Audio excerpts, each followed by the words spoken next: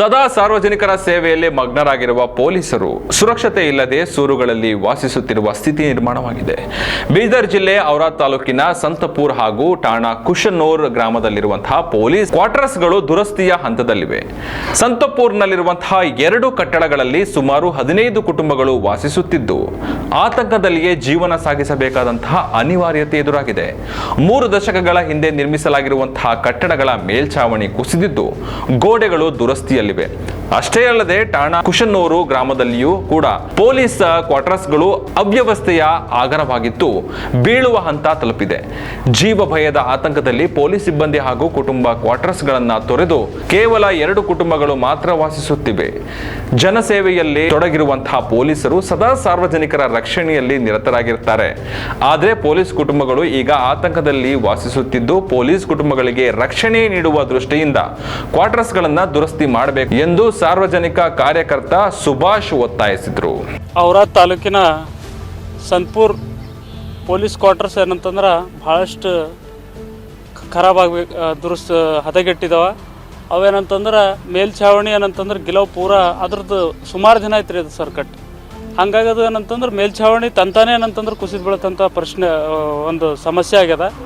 ಅದಕ್ಕಾಗಿ ಏನಂತಂದ್ರೆ ನಾವು ಇಲ್ಲಿ ಇರ್ತಕ್ಕಂಥ ಸಿಬ್ಬಂದಿಗಳಿಗೆ ಇವರು ದೇಶಕ್ಕೆ ಸಮಾಜಕ್ಕೆ ರಕ್ಷಣೆ ಮಾಡ್ತಕ್ಕಂಥವ್ರು, ಮತ್ತು ಏನಂತಂದ್ರೆ ರಾತ್ರಿ ಒಬ್ಬರು ಕುಂತರು ಇನ್ನೊಬ್ಬರು ಮಂಕೊಂಡೆ ಡ್ಯೂಟಿ ಮಾಡ್ತಕ್ಕಂಥ ಇಂಥ ಜಗ ಎಲ್ಲ ಮಲಗಿದ್ರೆ ತಾಯಿ ಎದ್ಕೊಂಡು ಏನಂತಂದ್ರೆ ಡ್ಯೂಟಿ ಮಾಡಿ ನಮ್ಮ ರಕ್ಷಣೆ ಮಾಡೋಂಥವ್ರಿಗೆ ಒಂದು ಇಂಥ ಕೆಟ್ಟ ಒಂದು ಕ್ವಾರ್ಟರ್ಸ್ಗಳವ ಅಂತಂದ್ರೆ ನಾವು ನಾಚಿಕೆ ಬರ್ಬೇಕಂತ ವಿಷಯ ಅದ.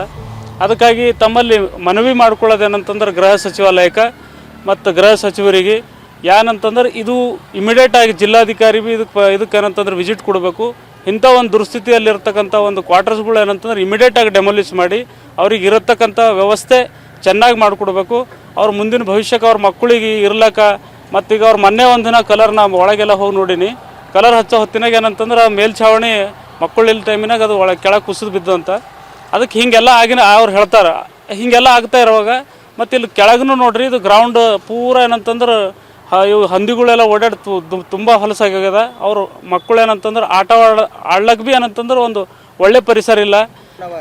ಹೌದು ಸರ್, ಹೌದು. ಅದು ಪೂರನೇ ಡೆಮೊಲಿಷ್ ಮಾಡ್ಬೇಕಂಬಂತ ಒಂದು ವಿಷಯ ಅದ ಸರ್. ಅಲ್ಲಿ ಯಾವುದೇ ಥರದ ಈ ನಮಗೆ ರಕ್ಷಣೆ ಅದ ಅಂದಪ್ಲೇ ಇಲ್ಲ ಸರ್. ಆ ಬಿಲ್ಡಿಂಗ್ದಾಗ ಎಲ್ಲ ಕ್ರ್ಯಾಕ್ ಆಗ್ಯದ ಪೂರ. ಮತ್ತು ಸಂಪೂರ್ಣ ಯಾವ ಸೈಡ್ ಭೀ ನೋಡ್ರಿ ನೀವು ಪೂರ ಏನಂತಂದ್ರೆ ತಾವು ಭೀ ನೋಡ್ರಿ ಮತ್ತು ನಾವು ಭೀ ನೋಡಿದ್ದೀವಿ ಸರ್. ಅಂಥ ಒಂದು ದುರ್ಸ್ಥಿತಿಯಲ್ಲಿರ್ತಕ್ಕಂಥದ್ದು ಸಂತಪುರ್ ಅಂಥ ದುರ್ಸ್ಥಿತಿಯಲ್ಲಿ ಅಂತ ಇರ್ತಕ್ಕಂಥ ಬಿಲ್ಡಿಂಗಿಗೆ ಇಮಿಡಿಯೇಟಾಗಿ ಇವ್ರಿಗೆ ಎಲ್ಲರ ಒಂದು ಜಗಲಿ ಇರ್ಲಕ್ಕೆ ಪರ್ಯಾಯ ವ್ಯವಸ್ಥೆ ಮಾಡಿ ಇದಕ್ಕೆ ಡೆಮೊಲಿಷ್ ಮಾಡಿ ಸರ್ಕಾರಕ್ಕೆ ಮುಂದಿಂದ ಇದಕ್ಕೆ ಎಚ್ಚೆತ್ಕೊಳ್ಬೇಕಂತೇಳಿ ಅವ್ರ ಬಳಿ ಕೇಳ್ಕೊಳ್ತೀವಿ. ಹೌದು ಸರ್, ಅದೇ ಈಗ ನೋಡ್ರಿ ಅವರಿಗೆ ಅದು DC ಸಾಹೇಬರು ಮಾನ್ಯ ಗೃಹ ಸಚಿವಾಲಯ ಸಚಿವರು ಎಲ್ಲ ಏನಂತಂದ್ರೆ ಅದಕ್ಕೆ ಎಚ್ಚೆತ್ಕೊಳ್ಬೇಕು ಸರ್.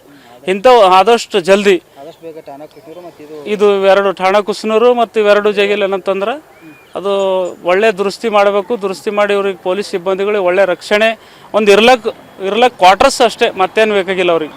ಅದಕ್ಕೆ ಇಷ್ಟು ಮಾಡ್ಬೇಕಂತೇಳಿ ತಮ್ಮಲ್ಲಿ ಕೇಳ್ಕೊಳ್ತೇವೆ. ನನ್ನ ಹೆಸರು ಸುಭಾಷ್ ಲಾದ ಸರ್.